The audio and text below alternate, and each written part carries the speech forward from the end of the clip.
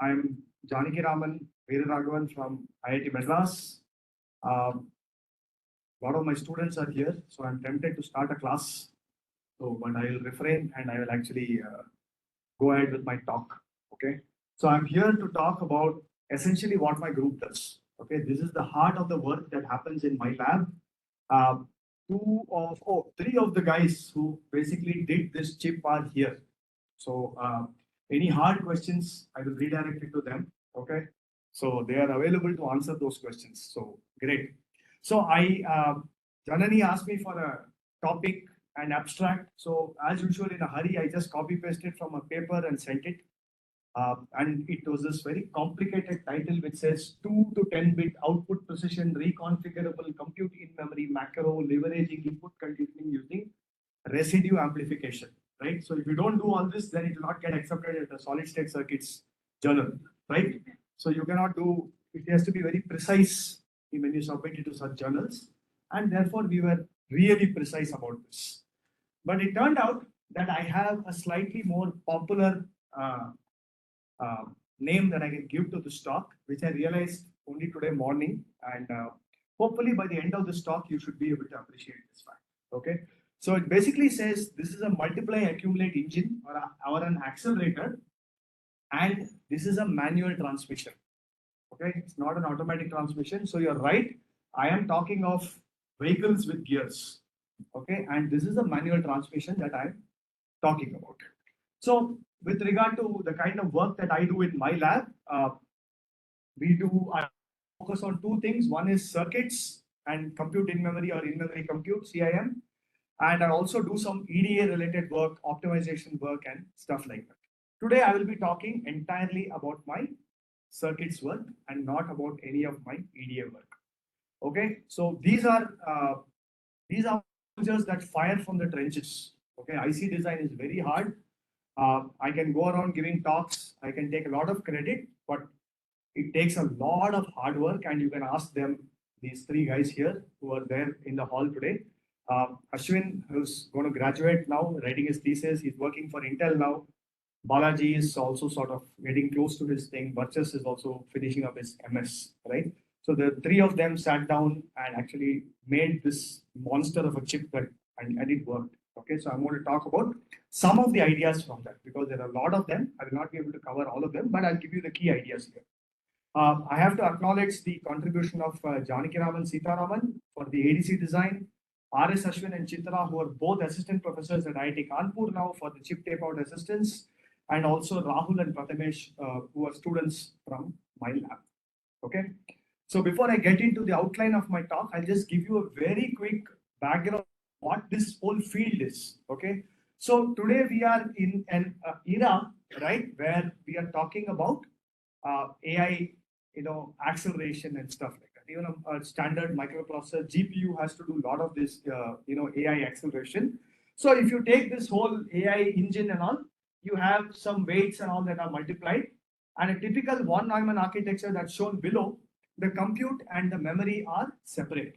Right, so if you want to do a simple multiply accumulate in a loop, you got to go to the memory, fetch the weight, multiply with the input, accumulate, send it back to the memory, and so on.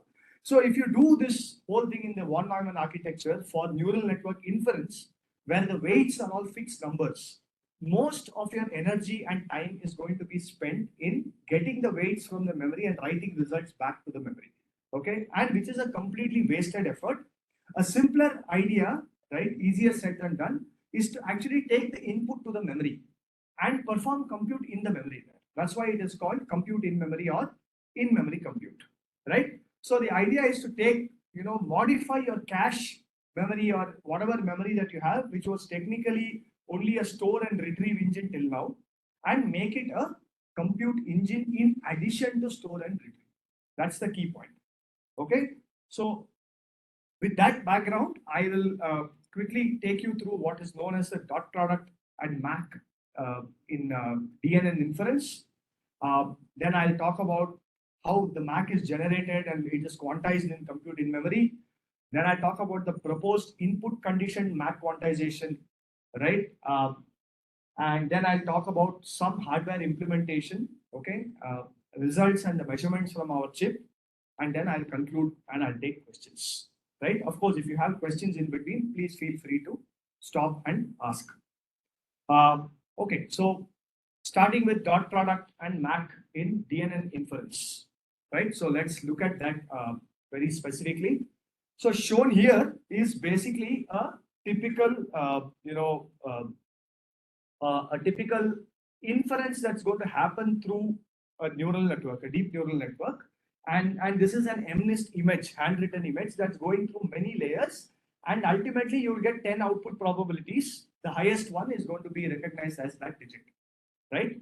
Now, irrespective of what kind of neural network you have, you can classify the operations into two kinds: convolution and dense networks, right? So, so the shown on top is basically the convolution where you have some striding and stuff like that. On the bottom, there is a dense network. And what I'm going to explain here with the help of a dense network is equally applicable to the convolution network as well. It's just easier to do it with a dense network for illustration purpose. Okay. So basically what you have here, right, is the weight W, okay, which is shown here. And this is a vector of real numbers, W1 to Wn. Okay, these are real numbers. And these basically appear at, at these, again, because of the animation, it's not there, but essentially they appear on the edges of these graphs. Okay, and the input X again is basically a set of real numbers, and they appear at this network itself. Okay. Now, irrespective of whether you do convolution or you do dense networks, ultimately, the mathematically intensive operation in DNN inference is the dot product, which is basically the inner product or the inner vector product, W transpose X. W is a real number vector, X is a real number vector. W transpose X is one real number, right? And is basically given by the summation Wi Xi. Okay. Now, of course, this is not the only dot product. Like that, you have many W's, for a given X, you have many W's like this, and everything is dominated ultimately by the dot product, right?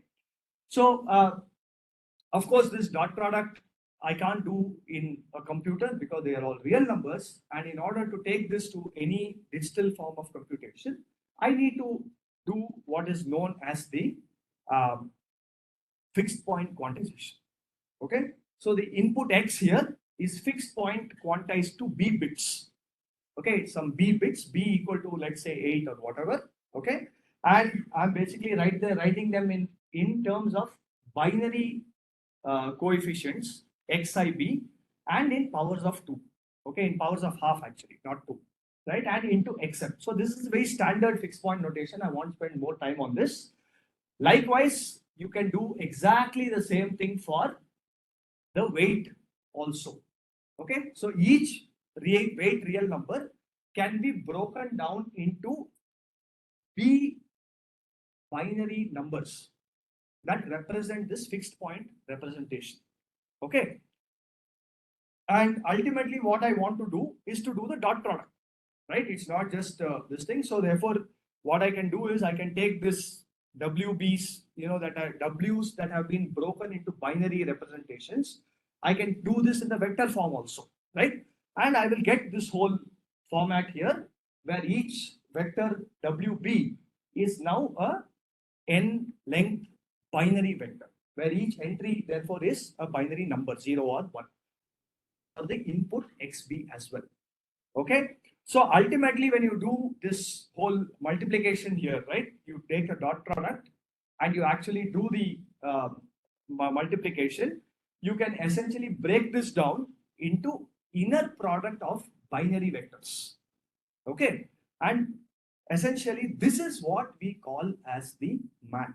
We differentiate between the dot product and the MAC. So the MAC is the binary inner product, the dot product is the real number inner product. Okay, so once you get the MAC, you do all the power of 2 summations accordingly and you will get the dot product. Okay, now this MAC is what we are going to look to compute in the memory. Okay, so like I said, the WB, XB are all now vectors, but binary vectors, right? And as I have shown here, and the actual value is given by summation WIB XIB. Okay, so it's very evident that if these are all binary numbers, then the range of this value of y, it has to go from 0 to n, right? Either all of them are 1 or all of them are 0. That's the extremes that we're going to be dealing with, right? Now, okay, we can do these computations in the memory, right? But typically for a general neural network inference load, if you take ResNet 18, ResNet 20, all these kind of neural networks, what are the kind of MAC precisions that you need? Because what I'm showing you is the MAC, right?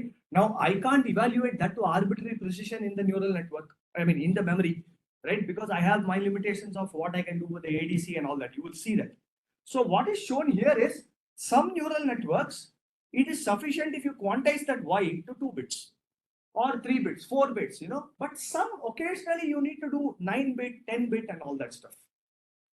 Okay, so this is the requirement. So it looks like 7 to 8 bits is where the requirement is peaking. Most neural networks seem to be peaking at that kind of a requirement. You need to quantize that MAC to at least 7 or 8 bits, right? But you have such a wide range. Now, what do you do if you get a neural network which needs that 10-bit, right? Now, the question really is, if I want to quantize that y, right, should I be making a 10-bit ADC or not? Right? If I do making a 2-bit ADC is very easy. 4-bit, okay. 6, slightly complex. 8, hard. 10, very hard, especially in memory. Okay, that's the problem, right? And what I'm showing you here is, if you take a SAR ADC, successive approximation ADC, the capacitive DAC actually scales exponentially with number of bits. So it's not easy to say, okay, I'll make a 10-bit ADC, and if you ask me only 2 bits, I'll give you 2 bits from that. That's not possible. So the question that we are asking in my lab, right, when we started out was, given a BA bit ADC, right, I'm saying BADC bit, B underscore ADC, right? Let's say that's 7-bit. If I give you a 7-bit ADC, it's trivial to get 2, 3, 4, 5, 6 from that. Just get fewer bits, leave out higher bits. But can I get 10 bits from such an ADC? So is it sufficient for me to build a 7 or 8-bit ADC, but occasionally when I need higher number of bits, I will somehow get those higher precision as needed? Okay, so that is the question that we answered, and we said that up to 3 bits, we will show you how to get it from our chip. Okay, so keep this thing in mind. Okay, it's just to tell you the broad problem that we are addressing in our lab. Okay, so now having defined the MAC very clearly as the binary inner product, I will go into how the MAC can be generated and the quantization and all that stuff, and how the von Neumann bottleneck is overcome. Like I told you earlier, that idea of keeping memory and compute separate is basically going to be limited by the von Neumann bottleneck, and we have to overcome that. Okay, so what I'm showing you here, okay, is basically a compute column. So there is a bunch of cells. Each rectangle here is a memory cell that can store 1 bit of information, one of those WBs that I showed you, right? And it's just expanded to show you a cell, okay? And that read stack is expanded further. There are 2 transistors. So if the bit that is stored in the cell happens to be a 0, there can be no current through the stack. If the bit happens to be a 1, it means there will be some current. And if I adjust the value of X, approximately, I can get a current which is proportional to X. That means what is going to go, the current that flows through this will be proportional to X. And because on a column, you look at this column, currents will just add on a bit line, it will represent the multiply accumulate operation. Okay, this is the intuitive picture behind compute in memory. Okay, so just to keep that picture clear there. So what we are doing now is basically saying that you take the WBs, write them in the memory cells, right? Each one is a binary number now, no problem, right? And then I'm going to take my XBs and apply them on the word lines. So like I said, you'll have a current and you'll get a you can take that current and translate it to a voltage, either on a capacitor or a resistor or something like that, and you'll get an analog voltage which is essentially proportional to the MAC that we want. And therefore, I put a BA bit ADC after that, and I will be able to quantize that and get a approximation of my MAC, right? So that is the main idea here. Okay, so the thing here now is the Vy is going to be proportional to this whole thing, okay? And given a Y that is going to go into this BA bit ADC, what is going to come out of that ADC is a quantized version of Y. It's not exactly Y, right? If I do only 2 bits, I'll get a very bad approximation of Y. If I do 7 bits, I'll get a 7-bit approximation. That's why that's a different number from what you see as Y, right? So it turns out that technically I can adjust the slope. Okay, I'll tell you, it's a good thing that we can adjust the slope to suit our ADC. So I told you that the MAC goes from 0 to N, and the ADC input, let's say, goes from 0 to VDD. Okay, I can adjust the slope through some parameter. I'll tell you what that is later, and that helps us. Okay, so shown out here on the left is basically the ADC output, quantized version of Y as a function of this ADC input. So you apply a MAC that appears as a Vy, and that Vy is going to the ADC and then comes out as a quantized version of Y. Okay, that's for an 3-bit ADC, 8 levels. Okay, so now the question that we can ask, okay, is that I have a MAC of 0 to N.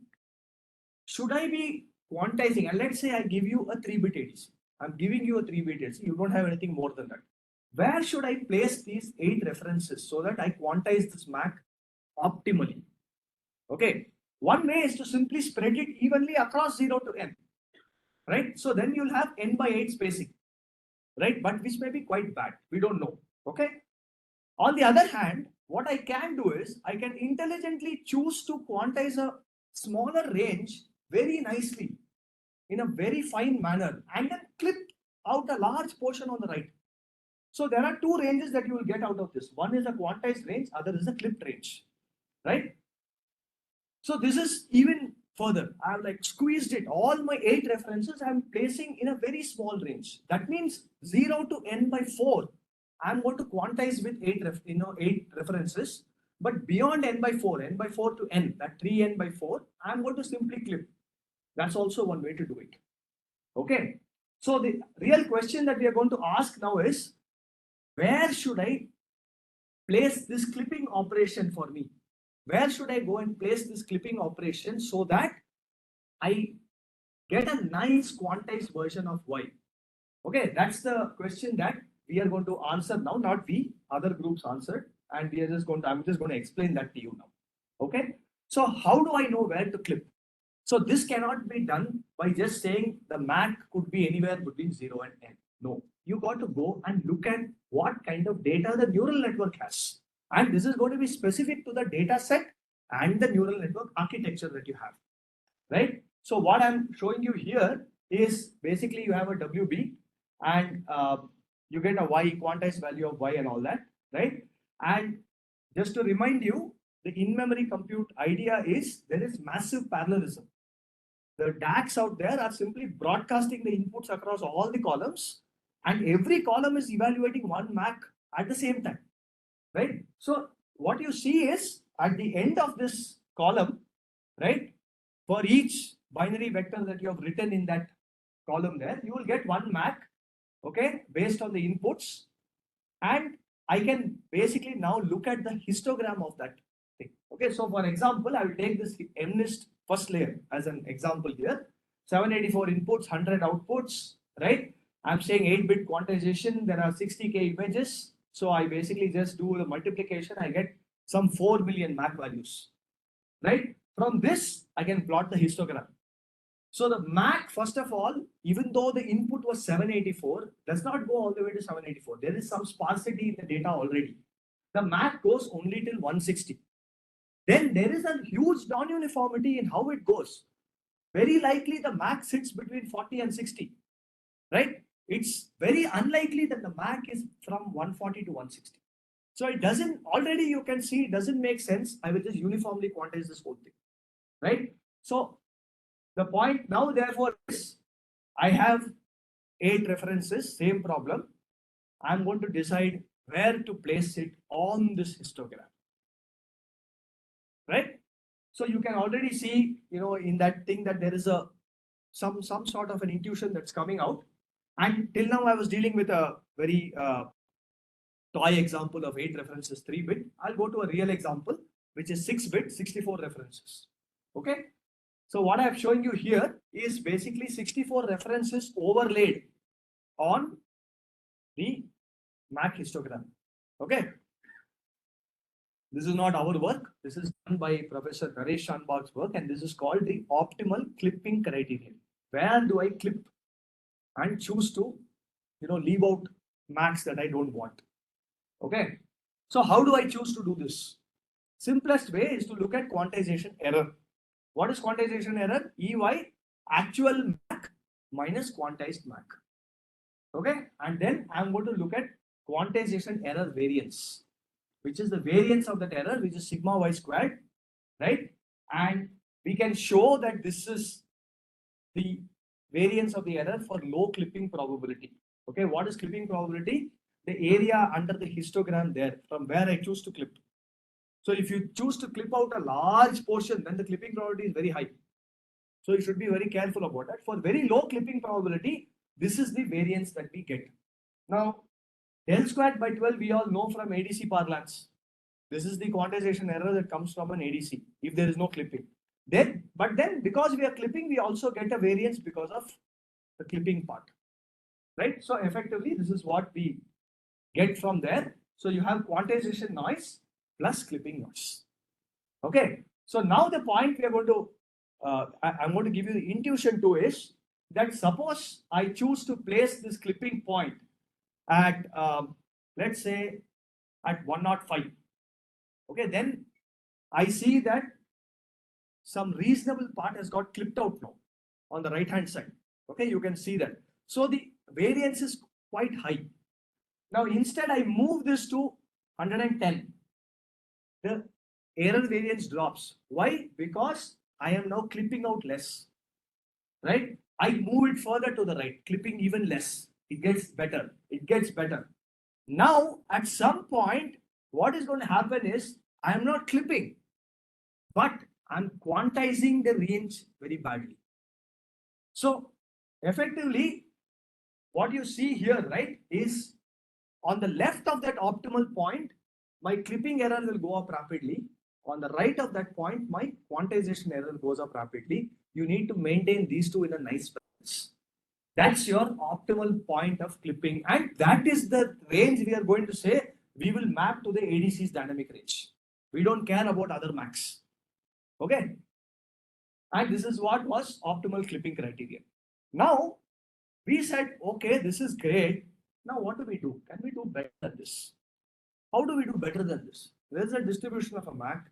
We have got some optimal point. Beyond that, if I do, I'll either clip or I'll quantize badly. So what can we do? So something has to be done differently, right? So for that, we went and looked at, okay, how did people look at this whole histogram business? They looked at this histogram for all possible inputs. For example, if it's an MNIST data set, you are going to consider handwritten digits. I told you, right? 60K images. Handwritten digits 0 to 9 and some 1,000 variants of each. Right? So I'm going to have a large input set and I'm looking at this variance across all inputs. Why? Because the ADC is expected to quantize any MAC from that set that comes as the result of that input. But if you look at the compute in-memory paradigm, at a given time, you are fed only one input into that system. Like you are fed one MNIST image, 0. And you're saying, recognize if this is 0 or 1, no? So when you're trying to recognize 0, why do you care if what is the MAC that results because of 1 or 2 or 3? It doesn't matter, right? So effectively, what we said was, don't look at the total MAC distribution, look at the conditional distributions of the MAC. Okay, that will give you a certain advantage, as you will see. So what I'm showing you here is X0 is basically the the MSB of our fixed point quantization thing, right? And 3 is the image number randomly. Okay, I'm just showing you this. So what you see is the distribution keeps moving on from various points on that space. Okay, but each distribution, because of an input, spans a much smaller range. Okay, and therefore there seems to be some intuition here. Okay, so effectively what we have now, right, is if you take this whole 64 references that I overlaid on the total MAC PDF earlier, as opposed to the conditional distribution, you take any conditional distribution here, you will see that most of the 64 references are wasted because they are outside that range. Okay, so effectively, so this is like one of the inputs where I'm showing it spans maybe 20 references out of 64. The other 44 are totally useless, right? And this is true for any condition distribution that we saw. Okay, so basically the idea is, in order to improve the whole idea of quantizing Y in a manner that is better than what was done in prior art, the idea is to reduce the quantization error del square. Okay, you cannot clip too much still, right? So how do you do that? You got to do this on the conditional distributions, provided you are able to track those distributions. See, because now the conditional distribution is itself moving on that whole total distribution. Now, unless I'm able to track it, I will not be able to do this thing, because what I'm saying now is you do conditional distribution input based ADC quantization. That means the quantization itself is moving. For that, I have to track the mean. Okay, so I'll tell you. So that's what we're going to discuss now, which is what Ashwin's work was, which is basically the proposed input condition MAC quantization scheme that we had. Okay, so effectively what we have now, right, is if you take these conditional distributions, they are well characterized by the conditional means. This mu y of x0, what, right? That's a function of the input. Depending on the input, you get a different mean, right? So that's nicely characterized. And what we are saying now is that suppose, okay, magically, I don't know, I've still not told you how I'm going to do it, but suppose I'm able to track that mean with some magic, then what I can do is I will simply take Vy, which was an analog voltage representing my original MAC, subtract out the mean, right? What does subtracting the mean mean? It's bringing everything back to the origin. You see that? The mean is simply being subtracted out and the distribution is now at the origin. And now this V delta Y is what I'm going to give to my ADC. The same 6-bit ADC that I had earlier for the total distribution, I am now going to tailor it for this conditional distribution.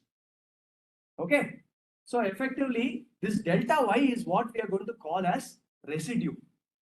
So instead of quantizing the MAC, we quantize the residue.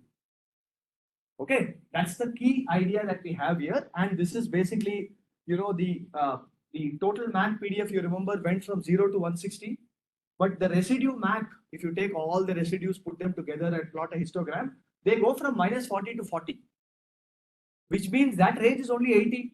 Earlier it was 160. Already I have gained 1 bit by halving the range, right? Now I can do optimal clipping on this, leave out low, probability regions, clip some parts out. So I can do similar stuff and take my 64 references and squeeze it into this conditional distribution range, thereby getting better quantization. Okay, and this is what we basically are showing here. Depending on, again, you choose to optimally clip and all, you will get a very nice idea. And the difference now is, if you look on the left, after quantizing the residue, you get quantized value of delta Y, you add the mean back. I've still not told you how to get the mean, how to get it, how to track, all that I have to tell you. Okay, that's what I plan to do in my talk. So how do you generate this V mu Y? So you go back and see what is this mean actually, right? The mean is actually for a given input, you are looking at the average max for all possible W's, right? That's by definition, okay? Yeah, that's okay. Okay, so this basically is, I'm looking at the MAC for all possible W's, right? Now, therefore, technically, of course, this depends on the input. Conditional mean always depends on the input. Expected value of y given x is a function of x, even in probability theory, right? So yeah, so now if I actually took the entire compute column, all compute columns for all possible W's and simply did an average across them, I would get this mean in hardware also. Only problem is, how many of them do I have to do this averaging across? At least 800 of them, because there are that many layers and these things. So it's not possible to do this tracking accurately across all possible MACs. So we said that we are going to do this tracking across a subset of MACs. Some NA, which is much less than that 800. It turned out that NA equal to 8 worked very well across all data sets, across all neural networks. You will see, I'll show you some results for that. So now what we are trying to do is, you have a bunch of binary vectors, W vectors, and for each input, you're getting max coming out of each of these W's, right? I'm going to ask, suppose I were to pick just one W from this and said, this is my mean tracker. I want it to track the mean.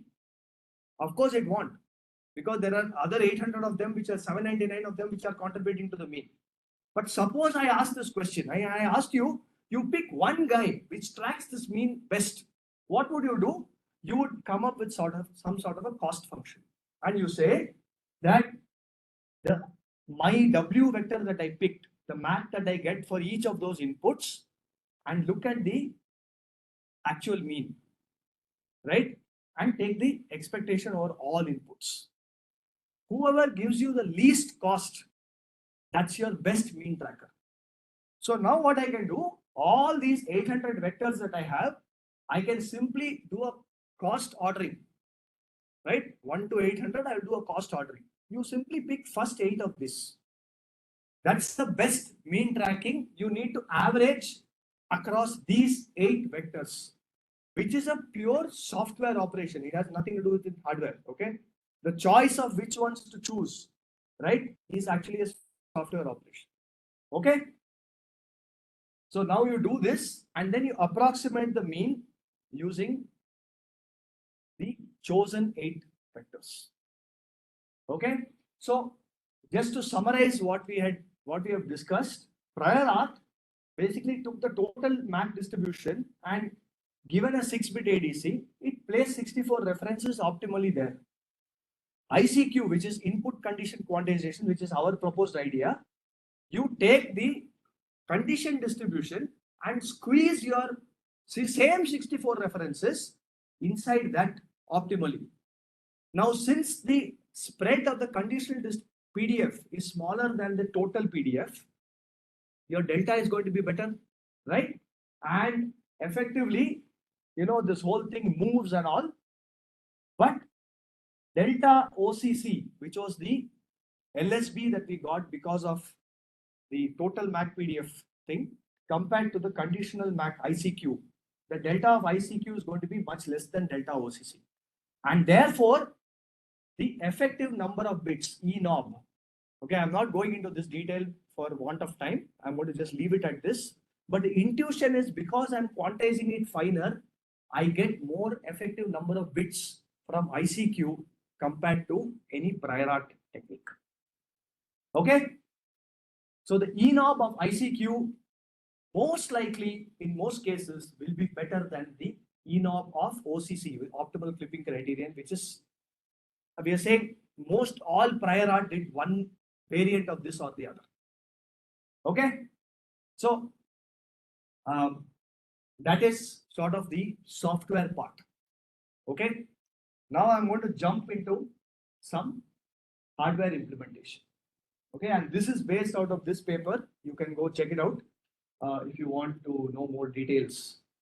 Okay, So the hardware implementation compared to prior art, we are suggesting a modification where you do all this subtraction of mean, quantize the residue, and then add the mean back, right? So in order to do this in hardware, remember, this is now going to be done for every single data line. I have to subtract on every data line. I have to quantize on every data line. I have to add it back on every data line. Remember, right? Only then I will be able to replace that original Mac ADC by this guy. Okay. So now the questions that we need to ask in hardware are, how do you generate the mean tracking voltage, Vy? First, I told you, right? 8 vectors are there. I need to first do some averaging and get that. Okay. How do I subtract the mean from each Mac so that I can generate the residue for quantization on the ADC? And then how do I add the mean back to quantize the residue eventually? Because I back to the quantized residue, and then I get the Mac back. I get quantized value of Y back. Okay, right. So again, reminder, what is the compute column? You basically have a cell which has a 60 SRAM cell controlling the read stack like this. You have the read stack as 2 transistors. If WB is 1, you'll have a current. If WB is 0, there is no current. Right? This is just a reminder for you. So now going forward, because for brevity and space constraints, I'm going to replace this entire compute column as by a current source. It's basically drawing some current depending on the input and W's and all. There is some current that is coming in each column. So I'm going to call it ICIMBL, compute in memory on the bit line. Okay. Now, so that's what I've shown here on the bottom right. ICIMBL is that current source equivalent to the compute column.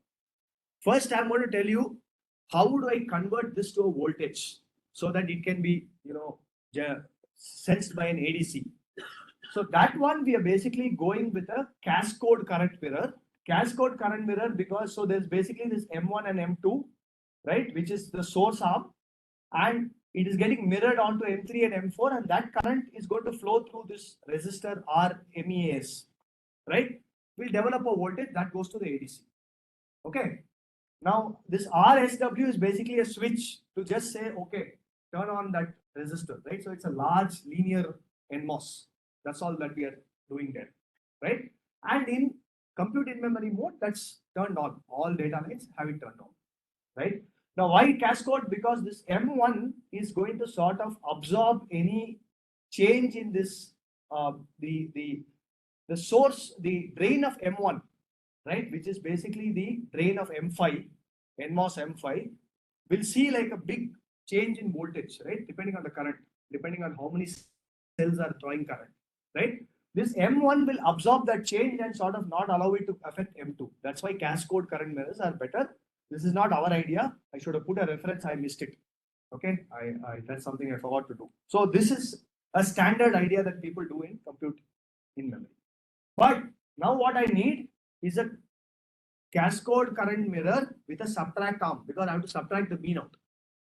So what is the subtract arm? We are basically adding two more transistors, M7 and M8, and controlled by this V sub value. Okay. So what happens here is, suppose, again, hold on, I'll solve that problem for you. Suppose V sub is chosen in such a way that the current through that M7, M8 happens to be the mean current, the mean of that, that PDF that I want to subtract out. Suppose I'm able to do that, then I mu will flow through this. ICIMBL is the bit line current, and therefore what flows through M1 and M2 is going to be ICIMBL minus I mu. That's the current that will flow, and that's what will get mirrored onto that side to go onto the resistor that gets sensed by the thing. So therefore this subtraction is pretty straightforward. Okay. Now you could also choose to do some amplification, right? We can do 1:1, or you just adjust the fingers of this current mirror. You can do, in our chip, we choose to do 1:1, 1:2, or 1:4. Okay. Now, how do you generate V sub? Because I told you, if V sub is appropriately chosen such that it represents the mean current, then all this will work. How do you choose V sub? So now you go back to our original thing. I told you, right? You order the cost function. 8 vectors are there. You simply load 8 vectors onto one column. You will get a current which is IRL1, reference line 1. Now what you do, you simply take 8 such columns, which is again the same cascode current mirror that I'm showing you, and I'm simply shorting this V sub node like this. What will happen? Basically, you're going to have a current which is IRL0 to IRL7 flowing in each of those current mirrors through each reference line. But because I've shorted them, 8 of them together, I get an 8:1 reduction. And therefore, the current that flows in the mirror arm, M3, M4 of this guy, is going to be a summation of IRL0 to IRL7 by 8. That's how the averaging is achieved in this particular chip. Okay, so this M3, M4, if you look at it, it's basically the same circuit that I used there. Nothing different here. Now, I do something more interesting. I remove M3, M4. I don't care for M3, M4. Okay, because this guy is my reference data line which is tracking the mean. I'm simply giving this V sub line directly to the M8, M7 of my subtract arm on each data line. So the subtract arm of the data line current mirror, cascode current mirror with subtraction, becomes the mirror arm of your reference data line. Okay, so V sub now is a representative voltage of the average, which is getting broadcast across all the data lines. Okay, that's what you see here in layout. I have, a data line which basically does all the computations. Okay, then I have 8 references that I'm doing this tracking, and this V sub line you can see is shown in dark, right? Is simply routed. It's just a metal line that's just routed all through the array. Okay. So therefore, I have now told you how to subtract, how to track the mean, and how to subtract. Now, how do I add the mean back? Because I need to know what the mean is, right? Because remember, I told you in the beginning that I cannot do 10-bit ADC, 12-bit ADC, and all that.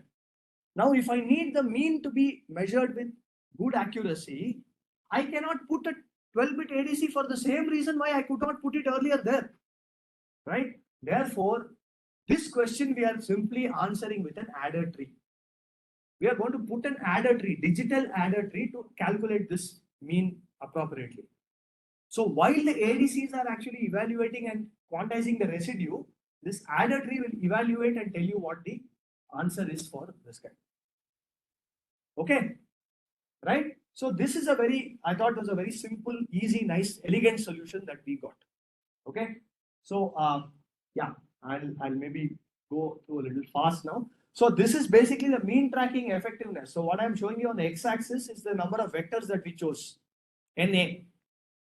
As you can see, beyond 8, for various layers of the neural network, ResNet 18, the error is giving me diminishing returns beyond 8. And therefore, we are saying you choose 8 vectors. That's all. Right? 8 vectors seems to work across all neural networks. So you will see it's a very similar thing across all neural networks and data sets. Okay. So what this whole idea of ICQ, I told you, right? I told you that you can measure the ENOP, effective number of bits, right? I didn't go into that, but that tells us, given a layer in a neural network, for example, you take ResNet 50, there are totally 54 layers in that. 11 of them are best evaluated with ICQ. That means the ENOP that resulted with ICQ was better than the ENOP that came out of OCC. In some cases, OCC is better. Forget about FR, treat it like OCC. 34 plus 9, 43 of them are OCC. That can also happen. Why? Because you end up clipping too much on the conditional distributions. If that happens, then your OCC will be better than ICQ. But effectively, the effective number of bits simply told us to evaluate each layer in either OCC or ICQ mode. That's the best that we could take. So this is the chip that we taped out in TSMC 28 nanometer. Basically, you have two SRAM half arrays. You have the residue amplifier, which is a subtract amplifier that I showed you. And then you have the ADC sitting here, right? The current mirrors for us are sitting on VDDQ, which is 1.8 volt. Why? Because we wanted a larger range that was possible without saturating the current mirrors. Okay, so that's why traditionally you would have seen just a single voltage move. With VDD, how does the in-memory compute chip work? But you will have a dual voltage move in our case. So let's not worry about that for now. This is basically the 7-bit on-chip. So on-chip, there is a 7-bit SAR ADC that does, and this is the INL DNL thing. Basically says this is a reasonable ADC. We get about 5.5, 5.7 bits on chip in hardware. Okay. So now, how do I get more bits out of this? So if I have a 7-bit ADC, it's trivial to get 2, 3, 4, 5, 6 from the ADC, right? You operate it only 2 cycles of the SAR cycle, you will get 2 bits. 3 cycles, you will get 3 and so on. So up to 7, it's trivial. How do I do more than that? Okay. So effectively, again, to sort of remind you, what are our control knobs? Okay. Traditionally, people could only control this RWL voltage because they don't have this subtract amplifier arm, their current mirrors. Okay. We have that. So our control is actually not just RWL, but RWL plus this amplification factor. Right? And remember, how are we going to do this? We are basically going to, I'm just telling you a synthetic experiment where on the column I have a BX vector, which is stored, and I'm going to run this BX from 10, 20, 30, 40, 50, whatever. Okay. And then RX is basically some reference that I will choose. Okay. And you take the average of these and feed it back here. Okay, this is the experimental setup that we are basically going to do. Okay, so effectively the ADC will quantize the residue of BX minus RX. Here RX is all the same. So it's effectively, it will just be RX, after averaging. Right, you will get BX minus RX here, and then you add that RX back, and therefore you should get BX back with a better ADC quantized value. That's the idea. So we have considered the case of n equal to 1024. Now, if I were to look at this, forget about compute in memory, nothing. I'm trying to do summation WBI x BI. And n is going from 0 to 1023. The answer, the MAC value could go from 0 to 1023, correct? That means I need 10 bits of information to capture this accurately digitally. Correct? So the BI call is what we are calling as digital information. That is 10 bits. Right? Now what I'm going to show you here is if I wanted the BMAC to be 7-bit precision, that is the MAC comes out in 7-bit precision. Now what does 7-bit precision mean? Like I told you, you needed 10 bits to get this. But 7-bit precision is, 10 bits if I have, it means that even a delta of 1 MAC I can recognize. That's what 10 bits means. But if I do only 7 bits, I can recognize a change every 8 MACs. Correct? So what we have done here is, we have said I'm going to operate the ADC. So BMAC is 7 means that's the same as BADC, the ADC that's available. So therefore, I am not going to do anything with the references now. Okay, that's why the references these are all invalid. Whatever you get as BX is my final answer. And I'm going to quantize that. It turns out that I can set this VRWL voltage to what value? You set it so that the MAC of 1024 corresponds to VDD at the ADC input. That means that's the maximum MAC. I'm going to saturate that at VDD to the ADC. Nothing more is possible, right? Now, if I have a 7-bit ADC, it means the LSB is 900 millivolt by 2 power 7, which is approximately 7 millivolt. 8 max, that means I said 8 max is 7 millivolt. I cannot recognize anything below this. Why? Because the ADC can do only 7 millivolt deltas. Correct? So I can only recognize 8 max. Correct? Now, if I wanted to do without ICQ, I wanted to do 8-bit ADC. What does this mean? It means that B ADC has to be 8. If B ADC is 8, it means the LSB is 900 millivolt by 2 power 8, which is 3.5 millivolt. I need an ADC which can resolve 3.5 millivolt for me. That means the ADC has to be that much more superior, which is very hard to do. And now I can say 4 max is equal to 3.5 millivolt. That's what it means. Okay. What we are saying is, I will do B max equal to 8. Okay. My BX, is when RX equal to 0, I will go from 0 to 511.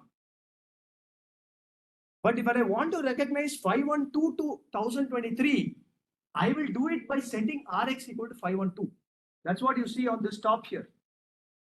So the answer that you get is actually Bx plus 512 in this case.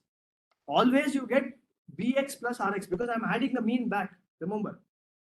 Right? The only advantage here is I am now setting this amplification factor to 2. So BRWL, which was set such that 8 max was 1 LSB, now 4 max will be 1 LSB, right? Because I'm amplifying by 2. Correct? And therefore, I am still able to handle 4 max equal to 7 millivolt LSB on the ADC. I'm not taxing the ADC for this. That's the key point. Okay, I am burning more power, I'm doing more things, no doubt about it. But I'm not taxing the ADC. Likewise, I can do the same thing if I wanted 9 bits. BX, I can add 0 to 255. I'll just do it with Rx equal to 0. 256 to 511, I would do by setting Rx equal to 256. Okay, but my amplification factor is now 4. That means 2 max will correspond to 7.03 millivolt. Is that clear? So this is how I am able to do this A and amplification plus RWL control and get more bits out of the same 7-bit ADC that I described. Okay. So what I'm now showing you here is MAC, input MAC is changed from 0 to 1023. Output MAC is dependent on output ADC code, right? Is dependent on whether it's run in 7-bit mode, 8-bit mode, and so on. So actually, technically, I have a continuum of values from 0 to 4 because amplification gives me 4. Then I can also control RWL. So I can choose any slope based on these two controls, right? And that is, I would say, a very unique feature of our chip. I will stop with this one thing here. So what I'm showing you here is the TOPS per watt per bit. Okay, TOPS is tera operations per second. One operation is one addition or one multiplication. Okay, how many of them are happening in a second? So because of massive parallelism, you are able to go to this tera ops per second and stuff like that in 1 second. Of course, 1 second is a long time for such accelerators. So it's slightly, this thing, but yeah, okay. The ultimately the ADC takes some time for us. We can do better on that front. But anyway, so what you're seeing here is the energy efficiency, which is TOPS per watt per bit. For a given watt, how many TOPS can I compute, right? If I wanted only 2-bit max, on the x-axis is basically Mach precision. If I wanted only 2 bits, I would operate the SAR ADC only for 2 cycles. That means I would finish the computation in faster time, right? Only 2 cycles of the ADC. Therefore, my energy efficiency is going to be higher. 3 bits, it takes little longer. 4 bits, 5 bits, 6 bits, 7 bits, it comes down. Up to 7-bit, I have it on hardware. It's the ADC that's simply being operated in smaller, bit mode. Beyond 7, these references are going to kick in. That means you have current flowing through the references, which are going to cause this whole thing. Okay. So in the interest of time, I will just look at this graph of 7 to 8. What we have done here is, when I go from 7-bit to 8-bit mode, okay, I'm going to increase my RWL voltage. That means each cell will draw more current. That means I can recognize less and less max by the ADC because each cell is drawing more current, correct? And therefore the energy efficiency is coming down because I'm drawing more current on each cell. However, when I come to 8, there is a jump here. Why? Because the amplification factor has been made 2 and then the RWL has been made lower. Correct? Now, this is where when we started writing this in our paper, it seemed very odd to me which system ever behaves like this. Your energy efficiency is going down, suddenly it goes up, again it goes down, suddenly it goes up. Why? Because the amplification factor is changing. Then Varchas here said that this reminds me of a bike. First gear you accelerate till 20 km per hour. It's very energy inefficient at 20 km per hour. The moment you switch to second gear, it becomes very energy efficient. Again, you go to up to 30 km per hour, it becomes energy efficient. Switch to third gear, again it becomes energy efficient. That's exactly what's happening, and that's why I titled my talk as manual transmission. Because we are choosing the gear in which this IC is going to operate depending on the neural network, depending on the layer that we are actually feeding into that. There is an optimal layer that we can give, an optimal gear that we can operate this in order to get the best energy efficiency out of this. Right? So this is just the overall comparison with prior art, and in the interest of time, I will not go through this. You can see the paper later, right? But effectively, we have been able to feed CIFAR 10, CIFAR 100 and all through this and get it out successfully. Okay, in conclusion, input conditioning, provides good range shrink. Okay, we built on the same to propose on input condition quantization. We utilize the figure of merit, effective number of bits, to partition DNNs into ICQ, OCC or FR. FR is like OCC, forget it. We also demonstrated how ICQ can enable higher MAC precision.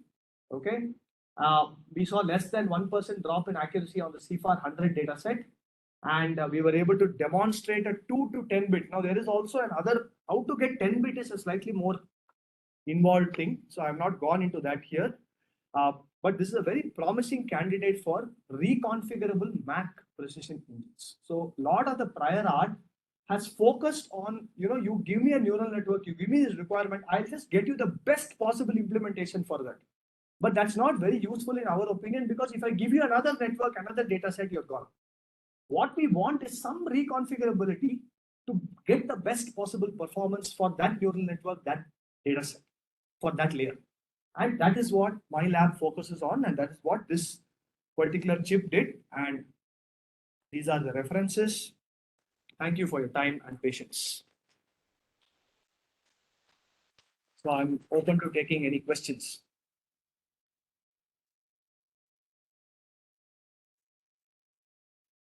Yeah.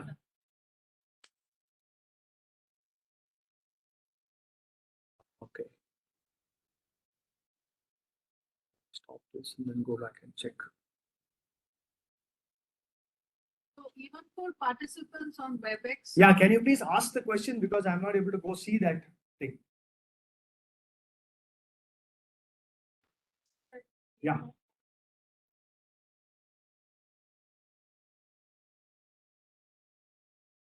No, that's actually better. If the delta reduces, I am quantizing each MAC to a much closer thing, right? See, it's like going from a 6-bit ADC to a 7-bit ADC.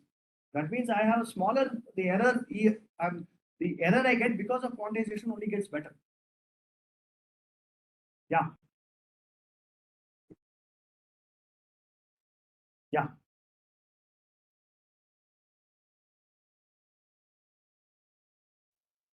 No, so the current will be, yeah. Okay, the question that is being asked here is that let me just go back here 1 second.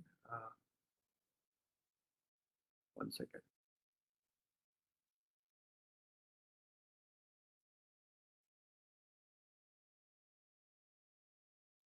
Yeah. So the question that is being asked is, effectively, how does this MAC build up effectively, right? Yeah. So the XI, the value that you apply on the word line is appropriately chosen so that the current is proportional to XI. So then effectively, see, let me just go back to that 1 second.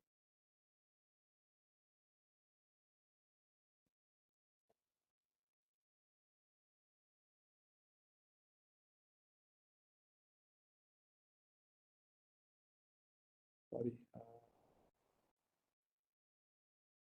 Yeah, sorry. Yeah, so effectively the Xi, if you apply a voltage appropriately so that the current is proportional to Xi, you either have a current when WB is 1 or you don't have a current when WB is 0. So effectively, it's like doing WB Xi. The current is WB into Xi. If WB is 0, there's no current. WB is 1, you have Xi current. And then that basically results in, that kind of, that's the intuition.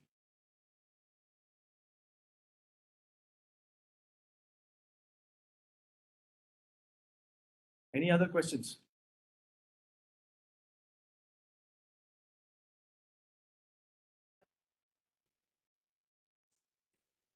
Yeah.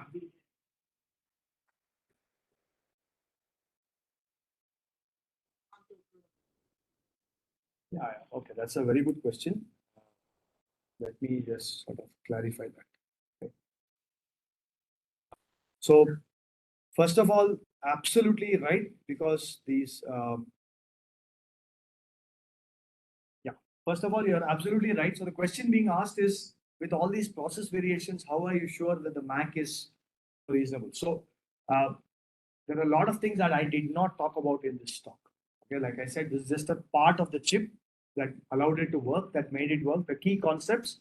But there are, like in any IC design thing, you need a lot of calibration, you need a lot of things. So first of all, the read stack cell. I showed you one cell with one read stack. So if there are 4 columns, your assumption is there are 4 cells with 4 read stacks. No, we basically made it such that 4 cells share one big read stack. We made the length large, we made the width large, everything large. So this is not even a standard 80 SRAM cell. It's a custom cell. So you see that the pass transistors are there, which are like controlling the,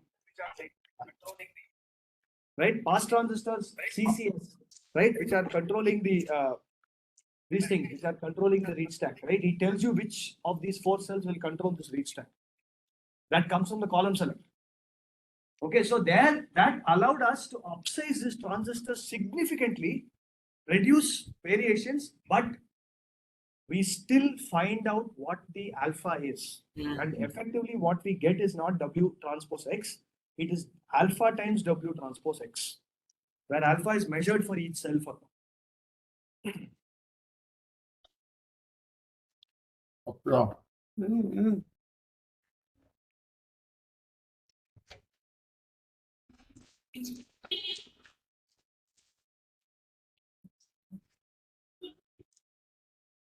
Anything else on online? Yeah.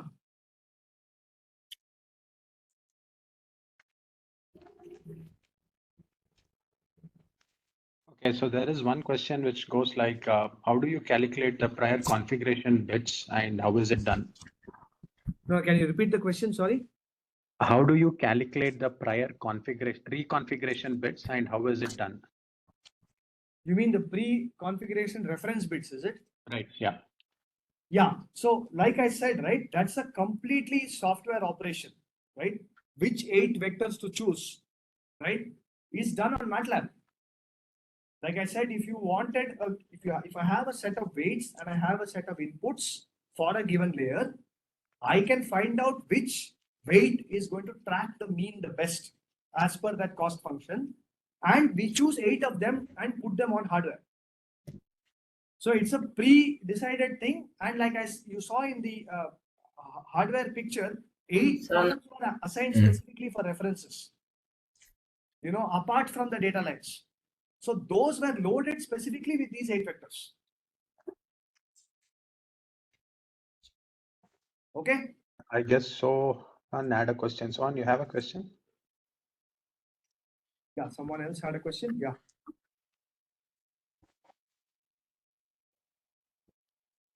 We can't hear you, Sohan, if you are speaking.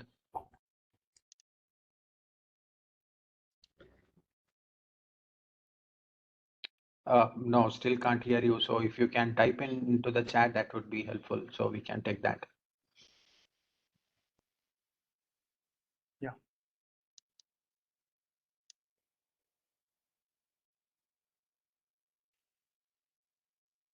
Yeah, there it was not.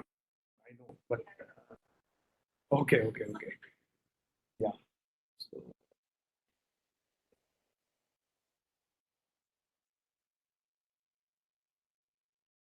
okay, but this is, I think I need to again stop sharing and then come back. Yeah, okay. Yeah, yeah, sure. Okay, so if there are no more questions, then thank you for your attention. Thanks a lot for joining and see you.